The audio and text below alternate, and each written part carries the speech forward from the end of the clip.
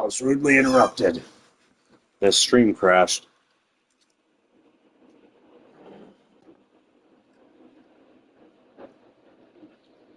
This, for example, could be a TV show.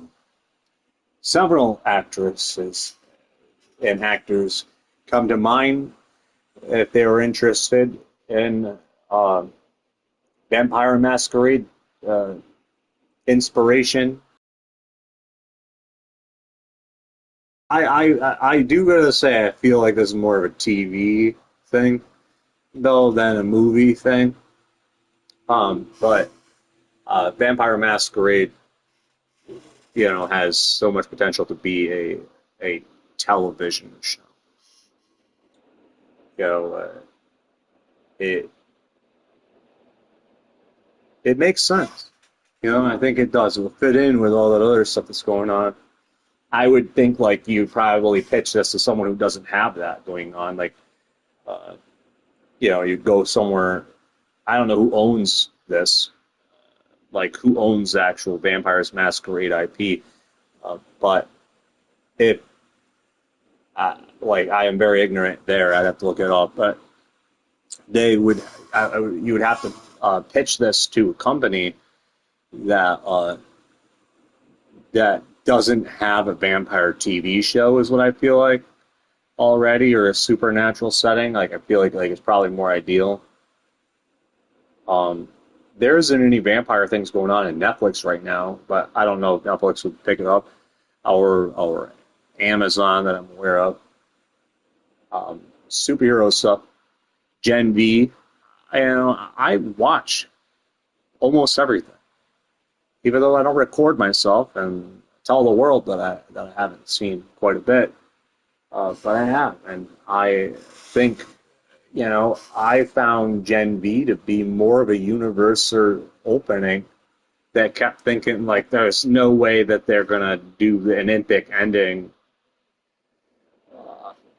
There was a story arc I had where it was brutal, where I kept thinking in my head of an ending for The Boys season 5, where no superheroes left. And that ending, I was like, no way in hell. Gen V brings life, more life, and I looked at it like this is something that you're going to want to keep around. Well after, this is a universe that I think is very unique in its setting. It has a live action kind of, it does things different, and I think like it's not always, it's very gross at times. Uh, but I get like it would be wrong to shut it down for that. Is what I feel like. Like I actually think it is part of what makes the show what it is the indifferences, of how who you are, how people are, and I think that's part of the charm of Gen V in particular. So when you look at what comes next, I think this guy is hell bent. I forget his name, but he's an awesome actor. But he uh, is hell bent on killing all super soups, right? Probably at this point. So I think like his idea of how to accomplish it is, and he's hasn't been caught.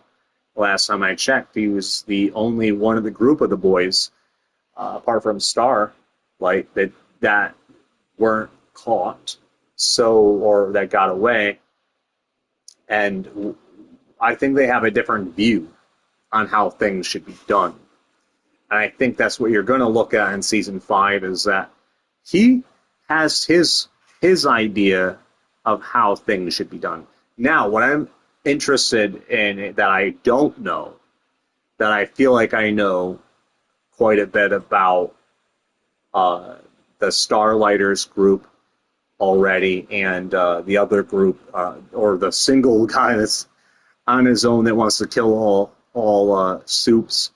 Uh, those I have more figured out. But when I look at the characters like the fate of what is Homelander doing to the ones he has captured, right? I think like are some of these characters going to survive episode one? Because I kind of feel like someone's not. One of those big actors is probably going to go out in episode one, and you might not even see it coming. So it's kind of like the sense. So right in the beginning. So when I look at it, because of what Homelander is doing, I think it puts more power in the fight as well. So who it is, I don't know. Is it the romance characters? Are they going to get rid of the indestructible character? I think she's a interesting character that depends on the setting. Are they trying to figure out how to destroy her? Are they trying to figure out, or what are they doing to what's his name? And it's very interesting too, because in season one, he lost his girlfriend to a character that's now a part of the cause. So when he comes back to the group, working with him, and you already kind of got hints of what that vibe was like, but realizing there's something bigger going on, and I think like I think that it almost feels like bygones, for sure. But I think like, that attention could happen uh, depending on actions, how the story goes, which you might not see coming. That would be what I call a deviation from an idea to spiral into a different direction.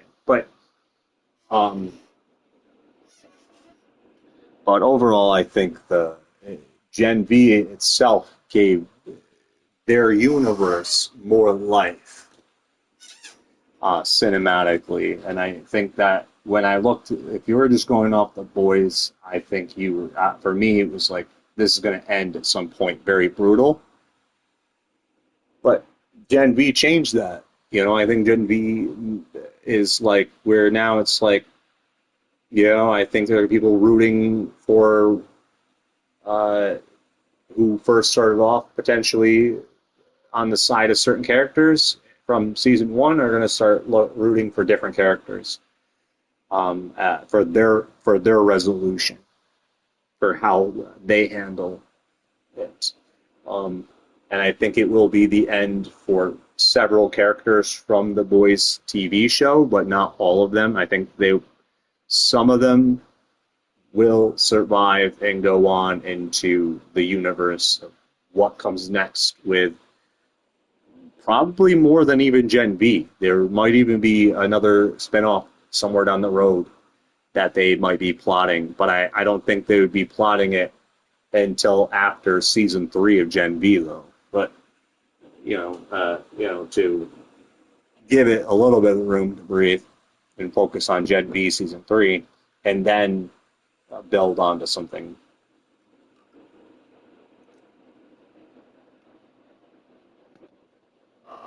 Which that gives it life. Um, it's a fucked up universe, in all. So it's some people think annihilating all of one kind is the best idea, and some people think that people are worth saving, including, you know. So I think like how far is that going to go? And I think that I feel this is going to be at least a three-sided war, and be something, because I don't think they're going to 100%. There's no way in hell they're going to agree with the guy who had the leader, the ex-leader of the boys. His idea of how things should be done. At this point, because his idea is, by the way it ended, is coming off like just to go out in a bang and take as many with him as possible. And if he has his way, he'll probably set that virus out in the world, annihilating every single human. but he definitely is feeling very suicidal. I sense like he's just like his time is running out, and he's probably like definitely gonna go out in a bang.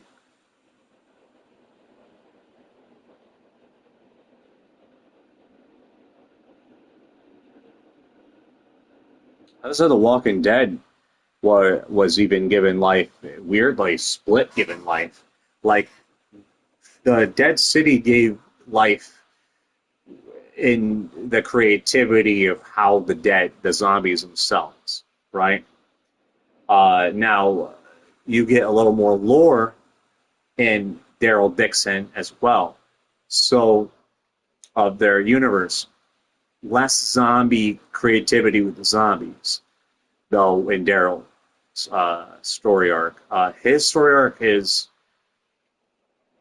beautiful for its bringing to light the essence of cultures, and it's like in a way it's like I don't want them to go back to America, you know. Like when I watched it, it was like I want more in Europe, you know. Like I think that's brilliant. Like something going on over there, and if I like season four is going to end, and how they end it, I still think that they shouldn't get rid of um,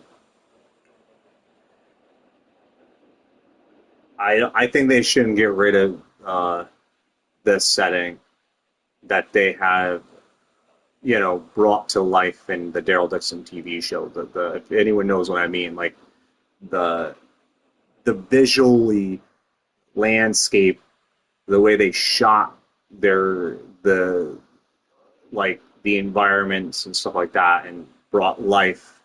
And then Daryl being a hero and even doing some of these hero missions, but not like always these hero things, because that wouldn't be Daryl, right? Where he's constantly, but you have, you know, it's almost like they threw something and they killed him, right? I think like it would be very interesting if no one saw something coming that really changed the story impactfully for the future of The Walking Dead going on. And I think like if you're going to spend time in the United States though with The Walking Dead, you have to make the zombies more threatening. I believe, because you're exploring something different, which sure will have an expiration date at some point in that atmosphere at some point. But with like Daryl Dixon over in foreign countries, but in the U.S., you've already explored pretty much everything, you know. So it's like to the point of that, it feels like repetitiveness. That I feel like if you stick over here, there's no way in hell that you are going to that The Walking Dead will survive if it sticks to repetitiveness. It has to evolve. It has to change. It has to, and they've been stalling the evolution of zombies for so damn long, but hinting at it.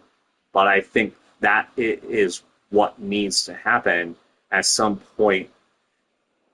They gotta really up the stakes on the zombies. They gotta start evolving them into bigger threats. And I see like being on an island in Manhattan, which is actually a lot bigger than what the show makes it feel like. It's a lot smaller, but it's a lot bigger in real life. But having that setting though does have a setting vibe of uh, of creativity. Like I remember looking around the corner, you know, like down the alleyway. It's a really claustrophobic vibe where there's so many really good things that you could do in Manhattan as a setting that, you know, with zombies, especially with zombies. So in focusing with The Walking Dead. So I think you know, that I think it's a sandbox that's worth exploring and evolving still, but it's still going, and I think it just depends on their actions of storytelling. I do believe one wrong move can set them back, but um, if it's really bad, like if it's a really awful creative decision, because it could definitely take life away from, and then it would go off the air, right? So all of it would return. So until it was resolved, but there's a lot out there. There's a lot. Um, uh, the Gorge was reminded upon me was my what I said was my first movie that I liked of 2025 that I watched that I enjoyed. I have not seen the movie in ages, but I remember in my head thinking about the setting of these characters, where they come from, and how they introduce them to the threat and the romance part to be, really, really well done. Things like that. It was, you know, the human parts of it, and then going down into like this video game setting. It's like it is alien. It's something that nobody knows. It's like this, down. It's like cat from the world. It's vampire masquerade. It's alien to everyone who doesn't know it exists, and it's like this, and it's just really cool how it goes from that to this, and the setting, and how it shifts from there, and how it tackles that. One of my all-time favorite movies of all time is probably JoJo's Rabbit. And to be honest, because I really looked at that like, damn, you know, when that kid had an imaginary friend, and his imaginary friend was Hitler, and how he looked up to this, and the mentality of how could someone look up, right, to someone who is like that, was such a really good controversial, like the way it was executed was phenomenal, and going in and questioning and transitioning this stuff, and I thought was like, bravo for them taking that on, stuff like that, like where for something like that I was surprisingly quite enjoyed that movie. I thought the movie was very, very interesting. um, so there's a lot of stories, um, and out there. And I have my own stories in my head, including the Earth spill, one that I made public many years ago. I have my own universe, but that I call the Earth spill. But that was always about Ura's magic and science, and mostly in hiding in plain sight, depending on what plane you're on in person.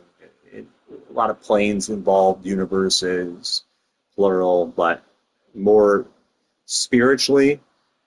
And the closest thing I could think of, like of the Earth stories that I have, one was made fun of. When I made the pitch to someone, they were laughing their ass off for Shy Cry, for example. Shy Cry, what the fuck is a shy cry, right? I mean, you hear Far Cry, you hear all this other stuff, and I was like, Shy Cry, and someone thinks it's hilarious. My first impression was that it wasn't funny. This was a horror. This was scary. I was like, not funny, but they're laughing. And I was like, interesting, okay. But because when I was looking at Shy Cry, I thought about the future haunting the present, and doing a whole kind of this whole story that had all like done this future to present hauntings and connections to characters that in Game of Thrones, one of my favorite scenes was how Hodor became Hodor, right? And one of my favorite scenes in The Haunting of Hill House is how the crooked neck lady became the crooked neck lady and haunted herself. And I was like, well, these are seeds. I like, why not a whole fucking story with that? Is what I was like, where you did that and visually with a camera, even with everything that's going on and traveling these characters' lives, where everything is in these layers. And I kept thinking of maybe one person, people are susceptible. Like some people are more susceptible and it might fall in line, right? If you had a voice that said, or something haunting you, are you going to comply 100%, or are you going to challenge that future? And I felt like for sure that I had characters in this story that would challenge the future and try to change it. Will be like, and so, and they, even though they've seen it, they would seek to change it. What they can. And one of the characters was a boy, how he first was designed is halogen, was, believe it or not, was a cartoon in my head originally, was not even human, and then it became human, that character.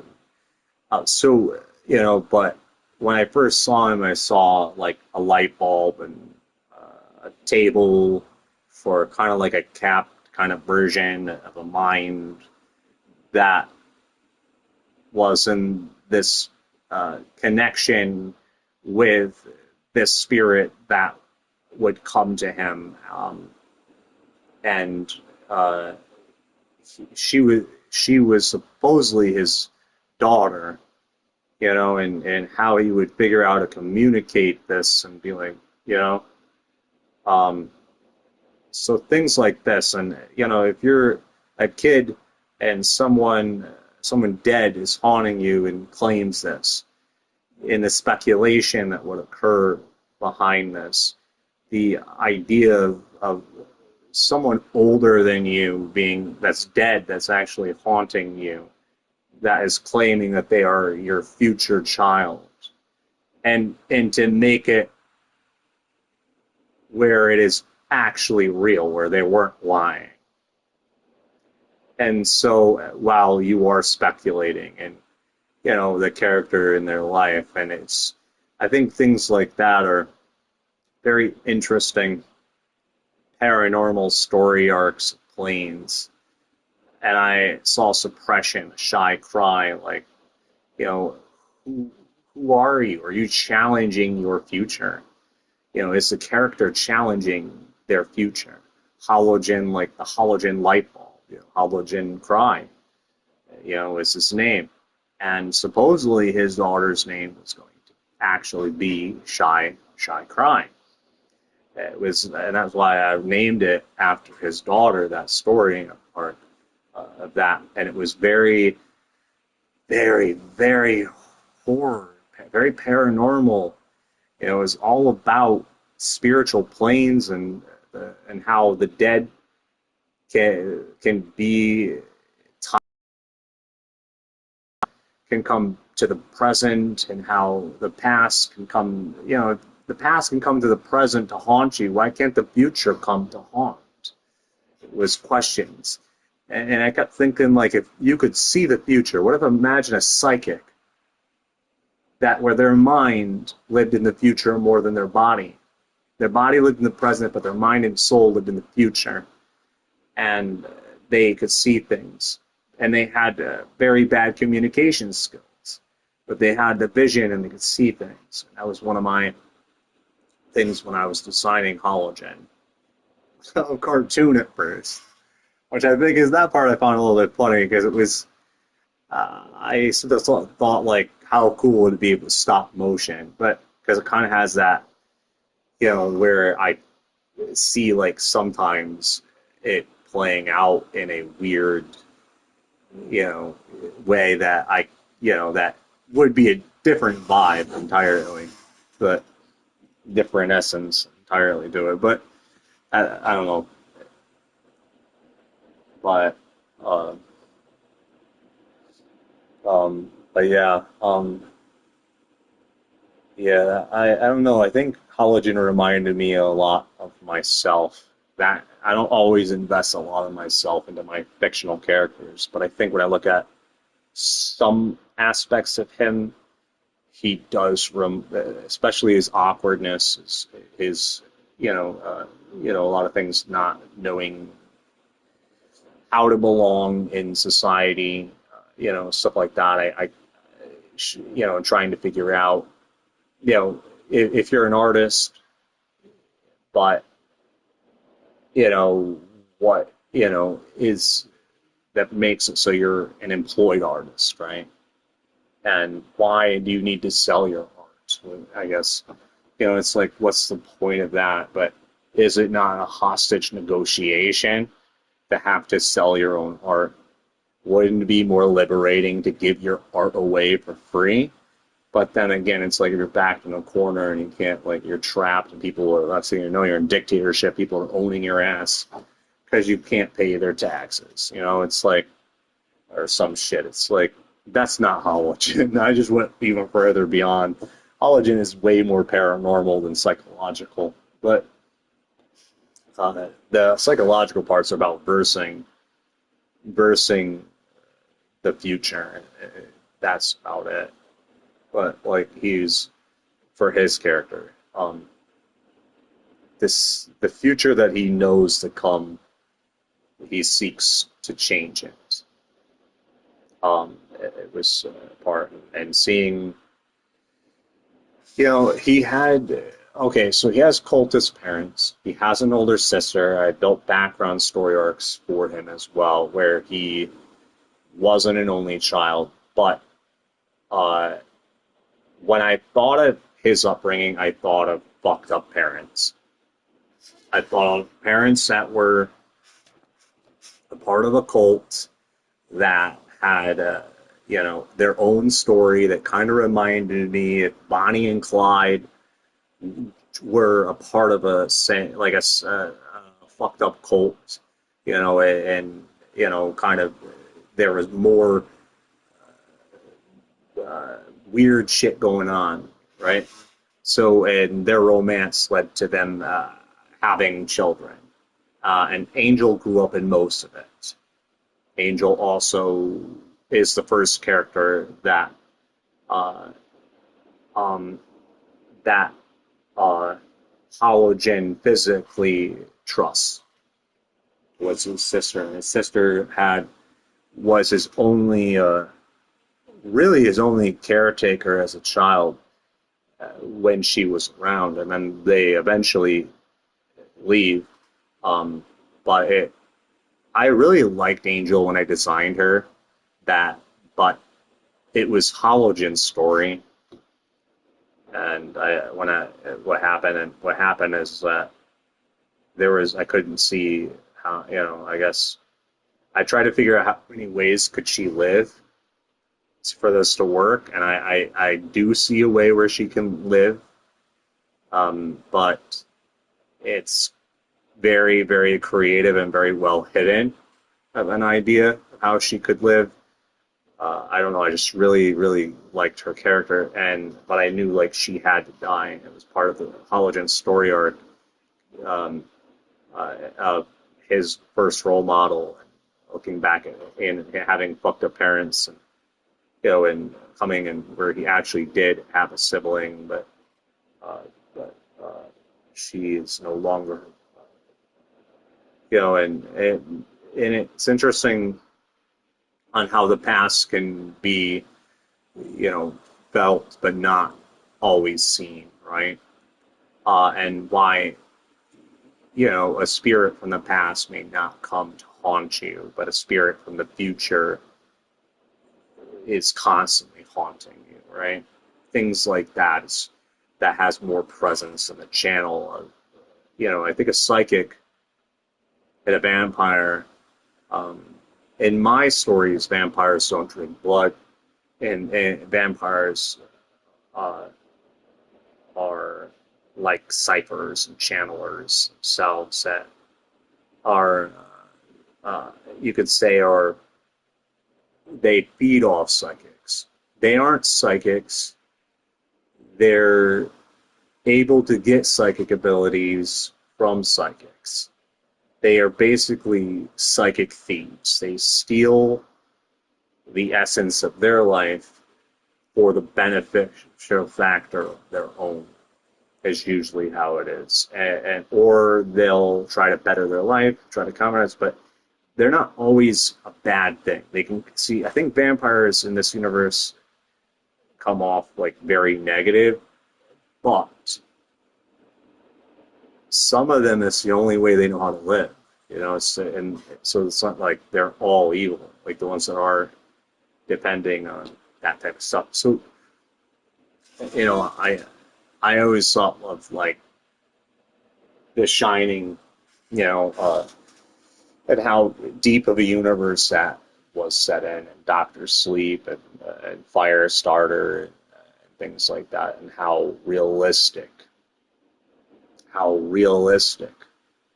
those characters came off, and those hauntings and those abilities came off. I felt like the way they were read. Now, I watched the first episode of Welcome to Derry. I am trying to figure out the lore.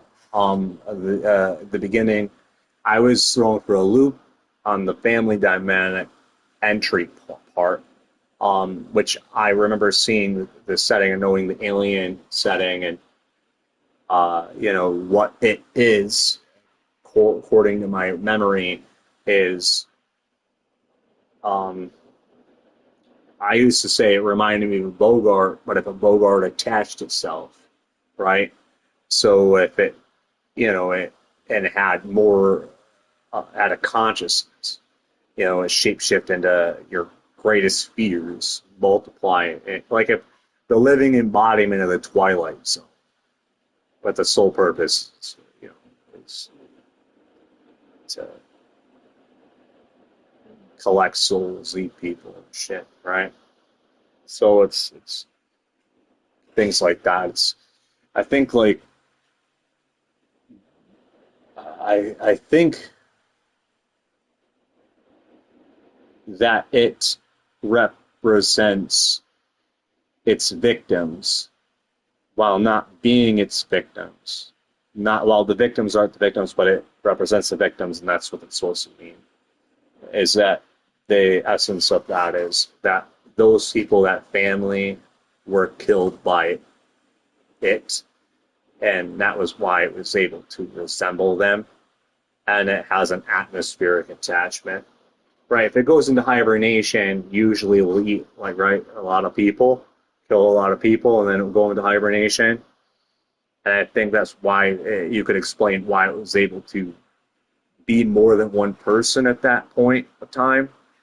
And what's this baby part that's going on in the seed? And this very interesting point of view of like Game of Thrones, but even more darker than Game of Thrones, kind of, but where it's like, you don't get attached to the Goonies. They're going to die in episode 1, right? And Goonies. So it's, and hey, and no one was known to survive, before, and this is a prequel. So I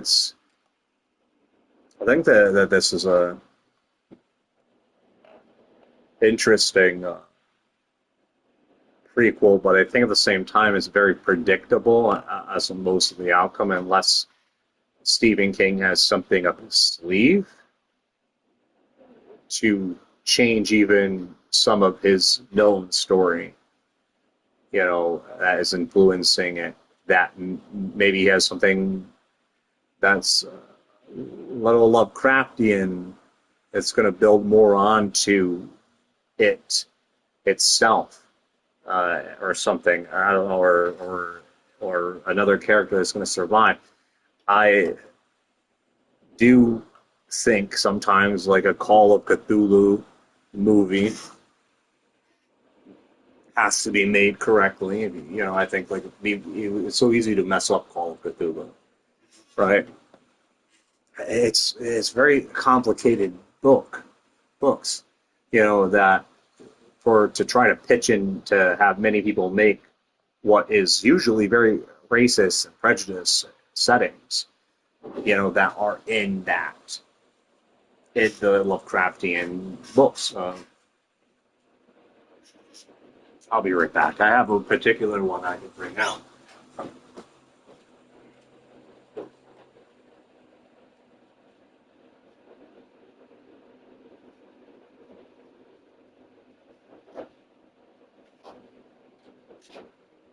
This one right here. Tales of Horror, which is several different stories, which has the Dagon story, which was converted into a movie. I think it got two movies. I don't remember. I think, but it had older films. Back when the Dark Universe. This is older than the Dark Universe. I'm pretty sure it is. I think the Dark Universe was taking a lot of people's works, like Frankenstein and Dracula, and starting to take other works and combining them cinematically. So that's what was the Dark Universe, I guess, or the monsters, or whatever it is. Um, but these stories are based on a lot of them are based on the outlook of like on of if gods were evil, like if gods were evil, like the entity of gods were not on the side. You know, they each had their individual purpose of creation, and Cthulhu's purpose is very symbolic of being submerged underwater.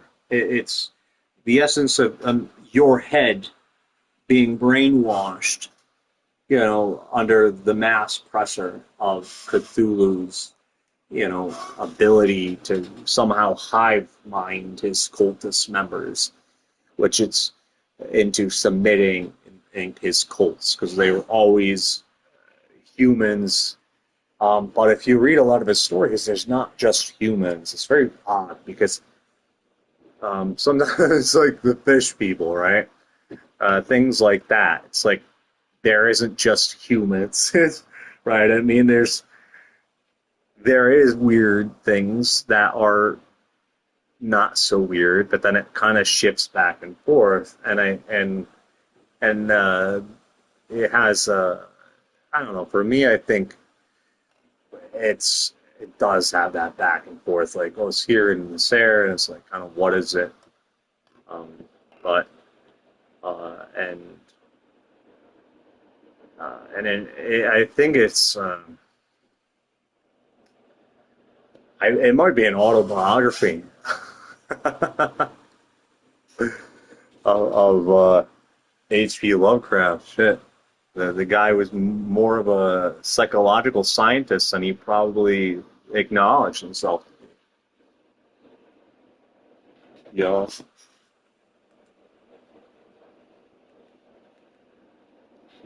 living its entire life. In a way,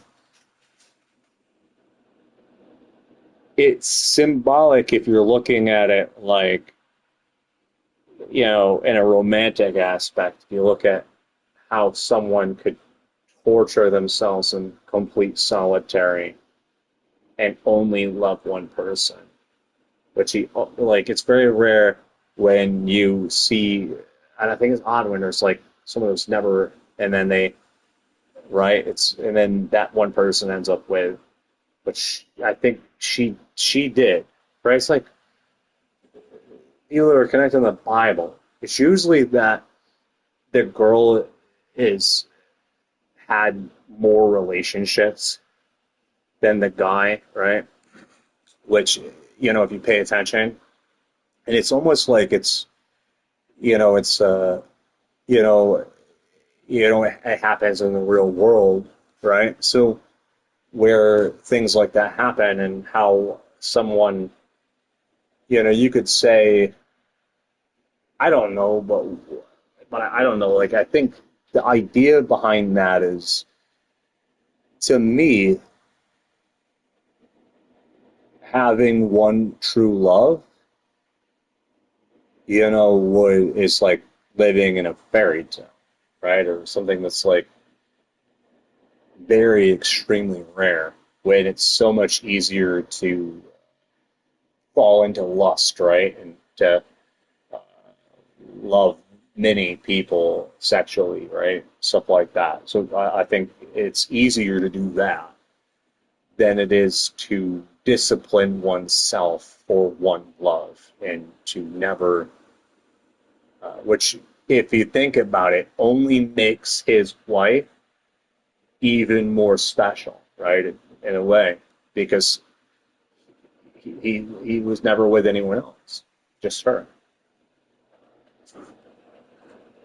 When there are some guys out there that brag about having 50 million different relationships, I don't think that's an accomplishment for love. I think that's an accomplishment for lust, perhaps, but not love. I think like as a self, that really, I think really, I don't know, it's interesting because some people can argue the case that it's because I look at it at different angles.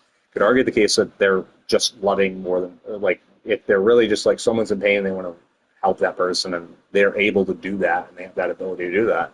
But then there's the other aspect where you know they don't. You know what I mean? It's like I don't know. It's like causing more harm to oneself or another, or and denying. So it's a position, sometimes a recovery, right? I mean, there's an idea sometimes that could is powerful enough to cause a divorce before it even happens, right? Like uh, porn stars, any job, any way you look at it, gender, you have to, right? I mean, what happens the moment your mind, how powerful of the idea is that?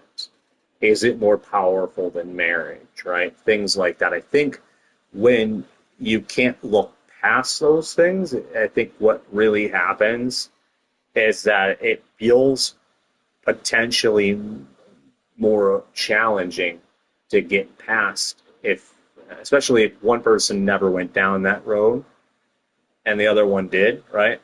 So it's, I think for that other person, it's, it, in an honest relationship, it would be for be almost impossible to maintain forever, more than likely on a timer at best. But it seems like the psychiatry behind it feels like I think it sure and hell would be difficult to do knowing, right? Imagine if one day you woke up, you get married and you woke up and you see this porno that was, I don't know, even 10, 20 years. Let's go as far as that, like decades ago. It's still going to be like, what the fuck, right? I mean, like, and you, especially if you don't know about it, especially if you don't know about it, discover it. But if you know about it beforehand, I think you could say like the person is being more dishonest if they know when they, and they go in. I think it's a very interesting psychological dynamic to look at type of stuff like that. So many people have marriages and timers, and I think And I think like the maintenance behind it, I think if there's a background, an idea, it's more challenging to overcome such things. Not necessarily impossible, but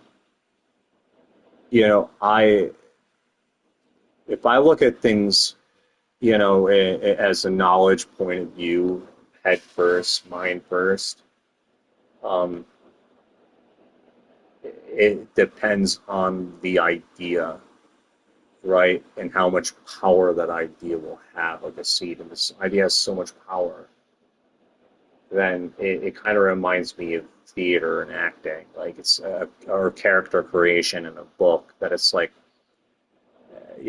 I don't exist. I exist. I create self. Um, if this is the only way for love, the love that one accepts, right? And if that there's like a bug there, right? It's like getting someone where they can't really get by that. I think, uh, I think the religion, if they found the right person on that creation, um, could be um, a remarkable marriage, possibly, but depends on the point of all that stuff. I think it's very difficult when you look at it through the eyes of through the eyes of a career or an ability, the ability to shapeshift when there, especially if it's just me by myself, uh, or people that I'm not attracted to. Like if you're surrounded around that or people or something like that, right? It makes it more like, I don't know. It just doesn't, it doesn't really matter. You can like fuck it, there's no such thing as love. You can go as far to not believing in emotions if you are so regulated enough to make your enemies your friends, or not your friends, but your enemies, the people that hate you, close by bay, like or something like that. It's like alchemy of souls, or to have people that hate you keep you around. It's what the fuck does anybody know? As I personally see manipulators, and a lot. So if they were a crown, they'd be evil as fuck, right? Thank God they don't have that power. So right, so there's things like that that would change people the more you gave them. Um, Me, I would, uh, you know, certainly not be here.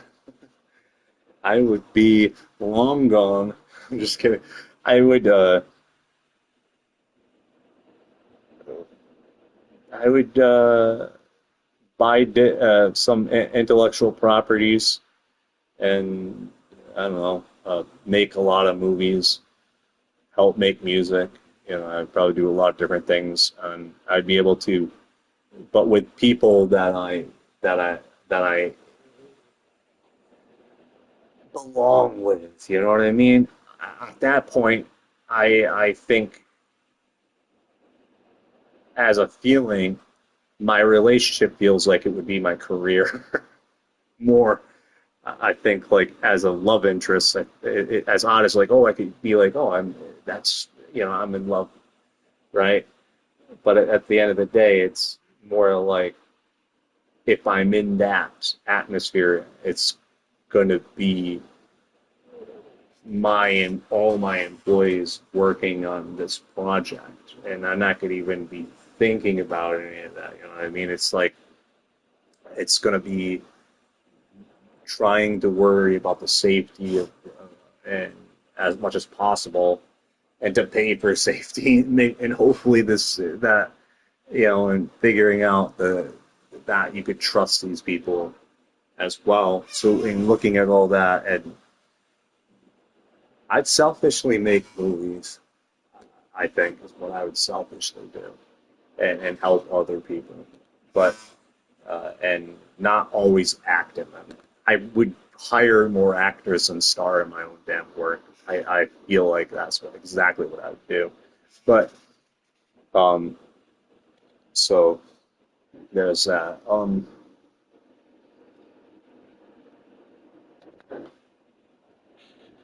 But I'm not. I don't. I never went to college, so I took college. Supposedly took college course classes. I don't know, advanced classes they call them.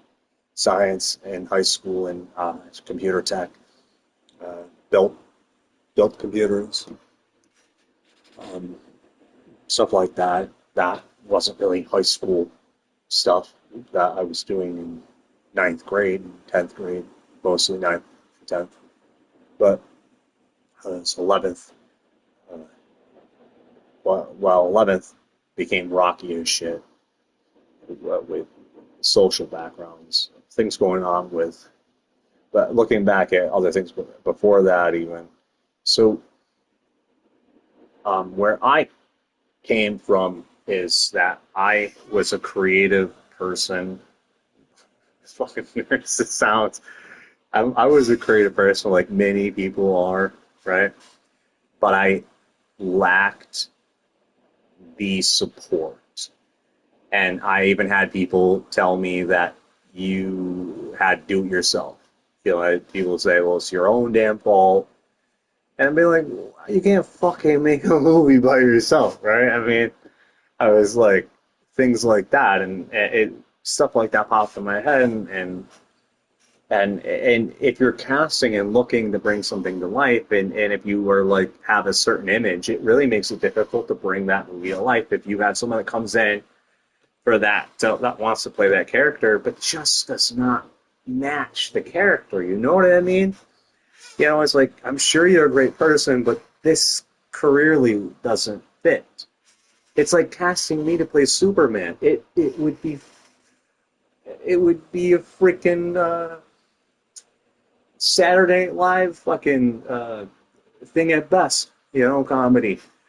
Right? I mean, I'm not fucking Superman. So things like that is, you know what I'm saying? It's just, it does not fit. You know, you could be in love with eeny, meeny, miny, mo. There's a lot of beautiful actresses out there, right? You could be like, well, but then you're like, well, you're gonna fit the scare, and you're married one, and be like, well, it's like, if, you know, it's like, well, if your obligations are, well, my wife has to be Supergirl or something. It's like, but she yet isn't really pulling off that, and she fits somewhere else, right? Better in the story arc. I mean, it's, you know, I think it's complicated. I think it could be. I think you'd look at it like, I want my family to be a part of it. I'd love them to be a part of it. Um, and I'd love to have that freedom, but it has. I guess the more that's what makes the career, the choice, the movie, I guess, more flexible. Then, if you're looking at more as an actor first, but um, which changes it from the story being first. That actually is what it does. It's kind of like backfires against me even. So the idea of having, you know, I get it. Like you could be like story, but then you have to like real life people. You know, it's like you want to be pro life. And the career has got to provide life, right? If it's not just the fictional character, uh, and you just fall into that. Be careful, because the fictional character could win, um, but in the end, never truly would. I think at the end, it's flexibility.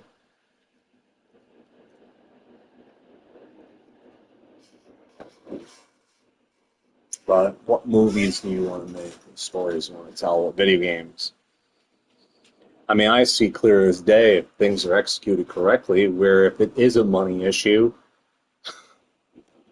they have IPs that fucking would, a lot of IPs they could make uh, horrible stories and still sell them if they sell them as, you know, right? So that's what makes things complicated is that selling things is a whole different medium than creating like something to sell.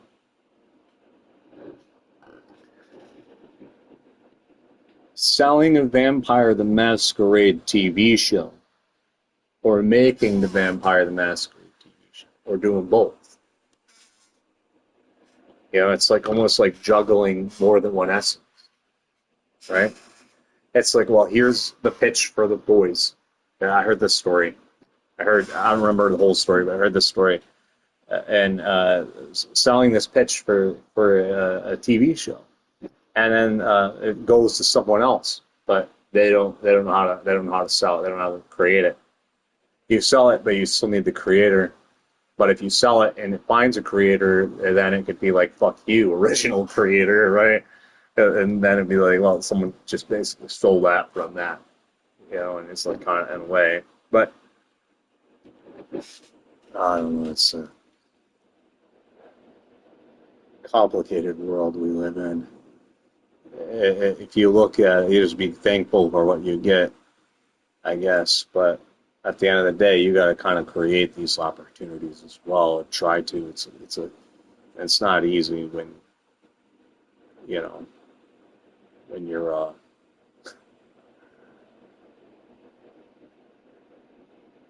not invited and you're expected to figure out how to invite yourself without negative side effects.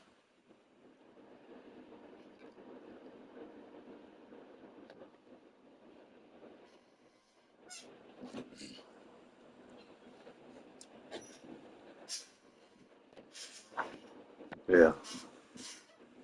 And sometimes, these books, I feel like I have a lot of books, but, are just like they kind of hold, like, start rubbing my forehead, those books. Because it's so stressful, owning books.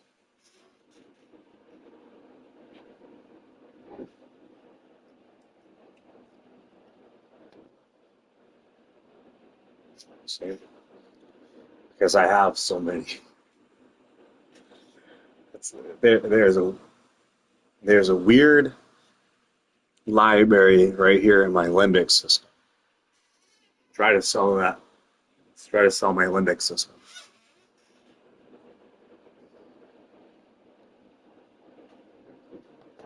I love that when I hear certain people, you know, with a charm come out, and, and start talking like that as well. Like right in interviews, it reminds me of me.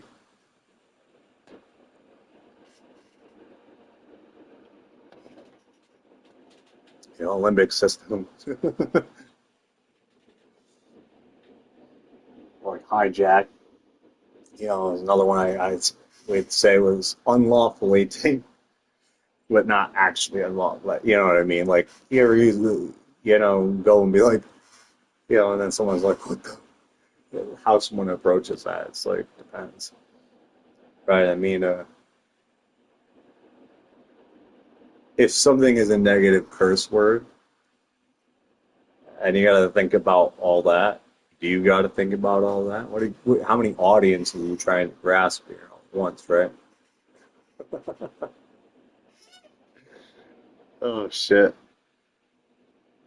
In a way, damnation is funny, isn't it? Hell doesn't have to be sad. It can be.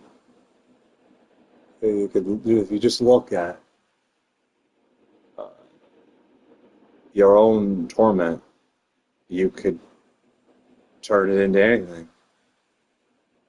any feeling. I guess a lot of times more of the how it's the soul gem. It's the gem that holds it and for how long before it cracks and time's up, right? Um, Marvel Universe.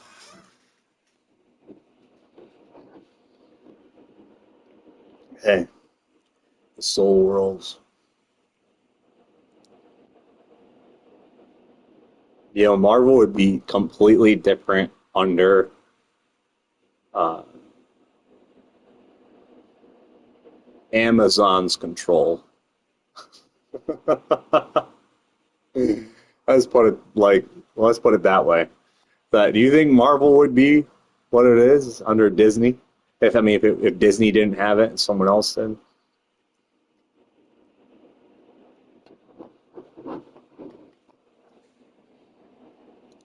it'd get more Deadpool and Wolverine.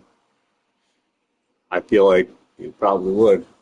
Like those type of characters would show up more often, and then start looking at other characters similar. You get a lot of R-rated Marvel content,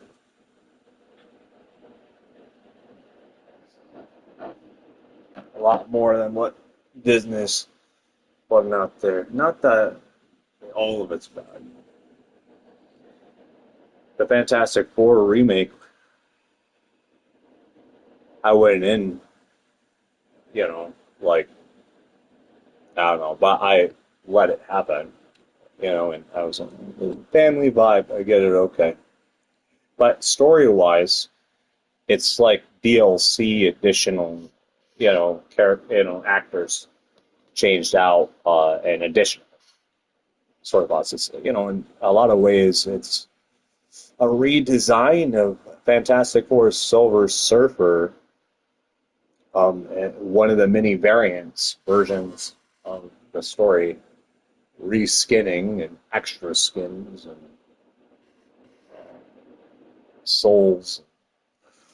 I think yeah, maybe Disney handled the family vibe a little better this with Fantastic Four than Fox, but um, different vibes.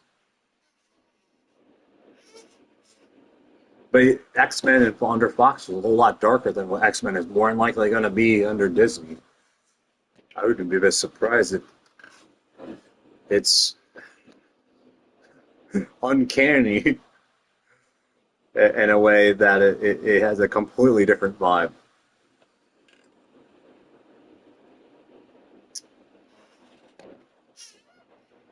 And that's not a bad thing, not necessarily. It could be a really good thing if they embrace the weird of how X Men is. I mean, the mutant and the differences, how the characters all share that similarity and how they handle that. Different perspectives, characters, or, things like that. Not just one character.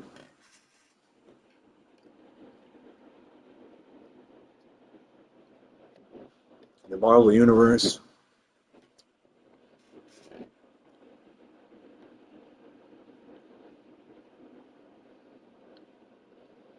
I would be an excellent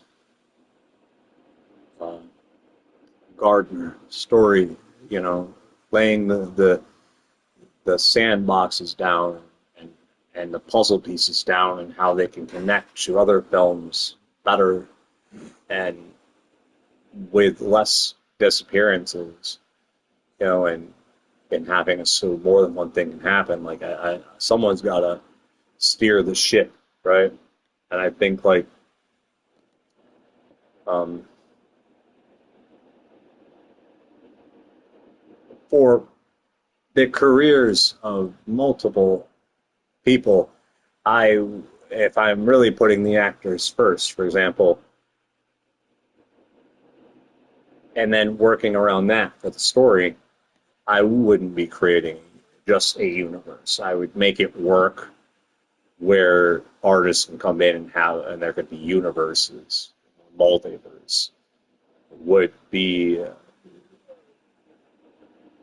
given life. Um, it wouldn't be the end. It would really be the beginning, as myself would see. Because that's what I look at it. But I mean, is Spider-Man 4 going to be? Is that version is what's going on with all the other stories. I think there's so much that it's man. I think pitching the ground story might have been a bad idea. Depending on who's creating it. I don't know, but how things turn out. I think it could be a really good idea. I think that I I wanted both. I wanted the multiverse and the universe to do both, and figure that out. But um, you're working with a lot of different things that it sometimes makes me feel like I'm either going to have to create my own universe if I ever get allowed to make a Marvel movie where I have to either do my own universe or I have to work around someone else's universe or the option of making a multiverse film. I feel like those are my three options that I feel like I'm backed into. Um, and it depends on where I'd be. So I think like that's not a bad thing. It's not bad at all. Not bad like my, freaking hair on my face needs to be shaved off, but which will be. But uh, shit like that, yeah. So